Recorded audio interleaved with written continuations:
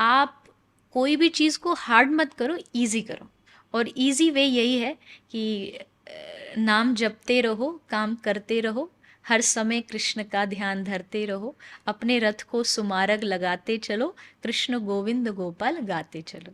अगर कृष्ण, मान लो बिहारी जी की बात करें, हम कृष्ण के द्वारपाल हैं, तो कृष्ण में इतनी विनम्रता थी कि उनकी भागवत में लिखा है अग्र पूजा हो रही थी। मतलब इस सभा में सबसे ज़्यादा सम्मानीय आदमी कौन है, उनको इस चीज़ के लिए नियुक्त किया जा रहा था, और कृष्ण बाहर जाकर के सब संतों की झूठी पत्तलें उठा रहे थे।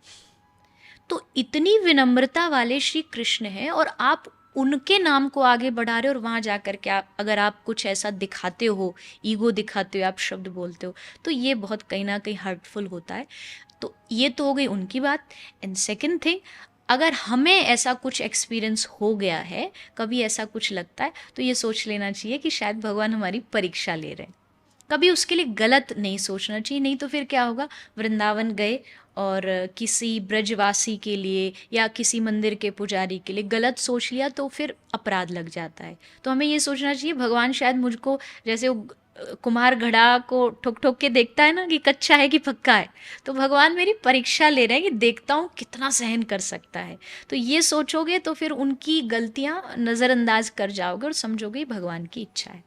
तो दोनों तरफ से ये चीज़ हो सकती है। नहीं, आपने बहुत सुंदर तरीके से बताया, क्योंकि आपने जैसे कहा ये टेस्ट है और ये आपके फेथ का भी टेस्ट है बिल्कुल। कि आप कहाँ तक जा सकते हैं भगवान को ढूंढने के लिए। हाँ जी, अब एक बार आप गए और आपके साथ कुछ ऐसा एक्सपीरियंस हो गया और आप कह दें कि अगली बार से मैं नहीं आऊँगा, तो फिर आपका भगवान से प्यार ही नहीं है। क्योंकि आप तो भगवान के लिए जा रहे हो ना वहाँ पर, आप उन लोगों से मिलने नहीं जा रहे हो। तो आप, भगवान ने टेस्ट लिया, आप फेल हो गए। फेल नहीं होना है। भगवान से कहना तू यहाँ से धक्का दे के भी भगवा दे, मैं फिर भी आऊँगा, क्योंकि मैं तेरे लिए आता हूँ, मैं तेरी खुशी देखता हूँ। तो ये विश्वास।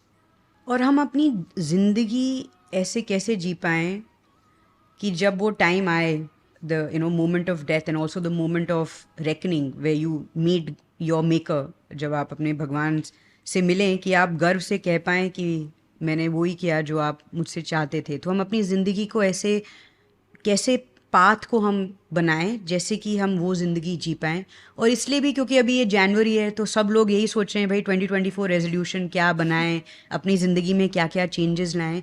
तो इसलिए मैं with that lens I want to ask you this question. मेरे हिसाब से दो चीज़ बस कर लेना चाहिए, बहुत लंबा चौड़ा प्रोसेस नहीं है, बहुत इजी प्रोसेस है। पहला, अपने इंटरनल पीस के लिए भगवान के नाम का जाप करें, चैंटिंग करें। उससे आपकी मन की शांति, आपके मन को आनंद मिलेगा।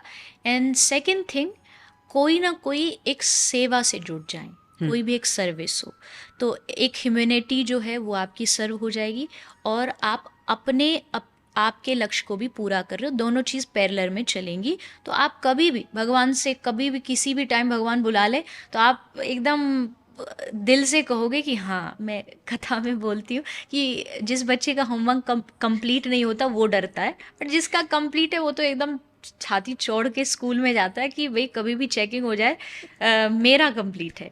तो नाम जाप बहुत ज़रूरी है।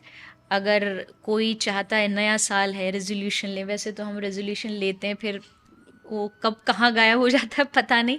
बट ये नया साल नहीं, ये जीवन का रेजोल्यूशन होना चाहिए कि जिसने जीवन, मुझे भगवान ने इस धरती पे भेजा, तो उसने इसलिए भेजा कि तेरे पास you have a chance, you have a opportunity कि तू मेरा नाम ले और मुझे प्राप्त कर। क्योंकि अगर आध्यात्मिक तरीके से बोलें तो 84 लाख योनि मानी जाती है हमारे शास्त्र में।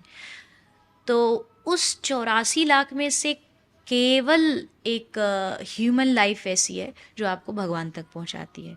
तो मतलब 84 लाख में से एक अपॉर्चुनिटी है जो फिलहाल हमको प्रेजेंट में मिली हुई है। हम बोल पा रहे हैं, हम चल पा रहे हैं, हम इमोशंस को कंट्रोल कर पा रहे हैं, और ये एक ह्यूमन को ही मिली है। एक इंसान ही सोच सकता है कि भाई मैं क्या एडवांस और करूं। कभी कोई शेर शेर नहीं सोच सकता कि भाई मैं चांद पे जाऊं कि नहीं जाऊं, या कोई नई स्किल सीखूं। वो जैसे भगवान ने बनाए वैसे जन्म लेते हैं, वैसे मर जाते हैं। पर ह्यूमन के पास बहुत स्कोप है, बहुत कुछ सीखने का, करने का। तो भगवान का नाम लीजिए। और दूसरा, सेवा ज़रूर करिए, किसी की भी सेवा करिए। कोई गरीब है या किसी को पशुओं से प्रेम है तो पशु से करिए, कोई वृद्ध है ओल्ड एज होम है वो सेवा करिए। और आज की यंग जनरेशन के लिए दोनों इजी काम है, इसमें कोई बहुत बड़ी वो ट्रेजेडी नहीं, कोई लॉजिक नहीं कि भाई हम तो, आप तो ये कह रहे हो। हाँ, अगर मैं ये कहती मेडिटेशन करो, ध्यान करो, तो ये लोग कहते कि भाई मन नहीं लगता। पर मैं कह रही हूँ मन लगे ना लगे, बस आपका कृष्ण में रुचि है तो हरे कृष्ण बोलते रहो, आपको राम में रुचि है तो राम का मंत्र चलते फिरते बोलो, बहुत ईजी है। और एक सेवा का काम करते रहो तो आप भगवान को जाके कह पाओगे कि आपने जो किया, जो पाया, जिस उद्देश्य से उन्होंने भेजा वो पूरा हो। और आपके 2024 रेजोल्यूशंस कुछ हैं या बस लाइफ के रेजोल्यूशंस हैं? नहीं, मेरे न्यू ईयर के ऐसे कभी कोई रेजोल्यूशन नहीं रहे। मेरा एक ही रेजोल्यूशन है कि बस कुछ ऐसा करूं जिससे मुझे खुद को भी शांति मिले, और मेरे जो आराध्य है, मेरे जो भगवान है, उनके पास भी जाऊं तो खुश होके कह सकूं कि मैंने कोशिश करी। ज़रूरी नहीं कि मैं उसमें पास हो जाऊं, पर मैंने कोशिश छोड़ी नहीं, कोशिश करते रहे। तो यही मेरा रेजोल्यूशन है कि हर पल जब जहाँ से जो कुछ अच्छा सीखने को मिले वो मैं करती रहूं। मेथड जैसे मैंने कहा, मैं चैतन्य महाप्रभु की फ़िलोसफी को फॉलो करती हूँ, तो उसके हिसाब से फर्स्ट इज़ चैंटिंग, एंड आप ये कह सकते हैं कि सेकंड थिंग इज़ एसोसिएशन। बहुत इम्पोर्टेंट है एसोसिएशन। आपका किन के साथ है, आप किस तरीके के लोगों के साथ बातें कर रहे हैं, उस तरीके से आपकी विचारधारा बन जाती है। तो हमारे ब्रज में कहते हैं कि अगर आप भगवान की प्राप्ति करना चाहते हो, आप अध्यात्म की प्राप्ति करना चाहते हो, तो आपका संग होना चाहिए भक्तों का, वैष्णवों का। तो वही आपको कन्वर्ट करेंगे। जैसे आपने कहा ना, नॉलेज अलग है जी, और उसका एक्सपीरियंस होना वो अलग चीज़ है। तो वो एक्सपीरियंस इसी बेसिस पर आता है कि जब आपका संग अच्छा हो जाता है तो संग से रंग चढ़ता है, और फिर वो चीज़ कहने की बजाय आपकी लाइफ में आने लग जाती है, दिखने लग जाती है। तो मेरा मेथड बहुत ईजीएस्ट वाला है और मैं वही लोगों को बताती हूँ। मैंने कभी अपनी जो कथाएं होती हैं, प्रीचिंग्स होती हैं, मैं लोगों से क्वेश्चन करती हूँ कि मैं आपसे कौन सा ऐसा कौन सी चीज़ मांग रही हूँ जो बहुत हार्ड हो। आजकल लोग बोलते हैं ना, work hard, study hard. Why hard? हर चीज़ हार्ड करोगे, कठिन करोगे तो क्या ही पा सकते हो? भाई मेहनत, ठीक है मेहनत करो, बट मुझे लगता है मेहनत से ज़्यादा उस चीज़ को इंटरेस्ट के साथ करो। मेहनत से सफलता नहीं मिलती है, जब उस चीज़ में इंटरेस्ट होता है तब सफलता मिलती है। तो आप कोई भी चीज़ को हार्ड मत करो, इजी करो। और इजी वे यही है कि नाम जपते रहो, काम करते रहो, हर समय कृष्ण का ध्यान धरते रहो, अपने रथ को सुमारग लगाते चलो, कृष्ण गोविंद गोपाल गाते चलो। वाह वाह ये वाह। मेरी लाइफ की बहुत सिंपल सी फिलॉसफी है। और आपको कभी लगता है कि इतने सारे लोग आपकी बात सुनने आते हैं, कीर्तन में आते हैं, they almost treat you like their guru, तो आप में कभी आपको लगता है कि एक ईगो या एक अहंकार डेवलप हो रहा है? और अगर ऐसा हो रहा है तो आप क्या करती हैं उसको कम करने के लिए? नहीं, देखिए, अगर मैं ये कह दूं कि नहीं मुझ में अभिमान नहीं है, तो ये तो इस दुनिया का सबसे बड़ा अभिमान है। इस दुनिया में कोई है ही नहीं जो ये कहे कि भाई मैं तो, मेरे अंदर ईगो नहीं है। लगता है, पर होती सबके अंदर है। किसी के अंदर थोड़ी बहुत बड़े लेवल पर होती है, कोई थोड़ा सा, क्योंकि मैं जब तक रहेगा, अब जैसे कोई कहे कि तुम कौन हो, तो कहेंगे मेरा नाम ये है। जब तक ये मेरा नाम जिंदा है तब तक ईगो तो थोड़ी सी रहेगी। बट हाँ, हम जैसे लोगों के लिए थोड़ा सा और ज़्यादा ये डिफ़िकल्ट है अपने आप को बचाए रखना, क्योंकि हमसे जितने भी लोग आते हैं सब आके ही बोलते, आप बड़ी अच्छी कथा बोलते हो, आप बड़े अच्छे भजन गाते हो, आपकी आवाज़ बड़ी अच्छी है। बस चढ़ाना, हाँ, ऊपर चढ़ाना, वो जैसे बलून में वो भरते हवा। रहते हैं ना हवा, तो वो बहुत। और हमारे ब्रज में संत कहते, जब आपको कोई बहुत कोई कोई कुछ कुछ चीज़ें हैं जो देने के लिए बनी है और कुछ कुछ चीज़ें लेने के लिए बनी है। जैसे ऑक्सीजन लीजिए, कार्बन डाइऑक्साइड छोड़िए, बट अगर उसको एक्सचेंज कर लो गड़बड़ हो जाएगी।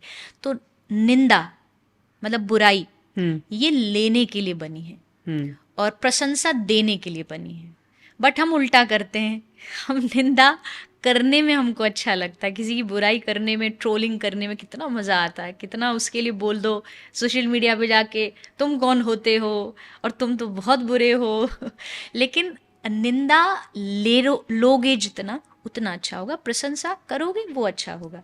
तो जब भी कभी कोई प्रशंसा ऐसी आती है तो मेरा जो अपना है वो अंदर अंदर बस हरे कृष्ण कृष्ण कृष्ण, वो मैं ठाकुर जी का नाम स्मरण करती हूँ। वो एक लाइन है ना, करते हो तुम कन्हैया मेरा नाम हो रहा है, और ये बहुत सही लाइन है।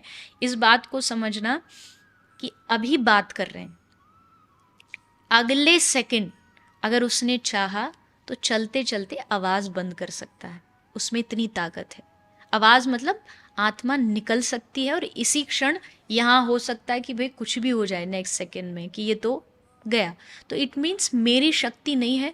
अगर होती तो मरने के बाद जब शरीर पड़ा है ज़मीन पे तब भी तो मेरी शक्ति काम करती ना, बट उस समय नहीं कर रही होती। इसका मतलब है कि शक्ति इसकी नहीं है, शक्ति उसकी है। और ये समझ करके फिर थोड़ा सा अपने आप को कंट्रोल में रखना आ जाता है कि भाई तू कुछ भी नहीं है, तू कितना भी सोच ले, तू बस टेप रिकॉर्डर है। जब चालू वो करता हो जाते हैं, जब बंद करता है तो बंद हो जाते हैं। तो इस तरीके से मैं सोचती हूँ और उससे थोड़ा सा बचाव मुझे लगता है थोड़ा बहुत हो जाता है।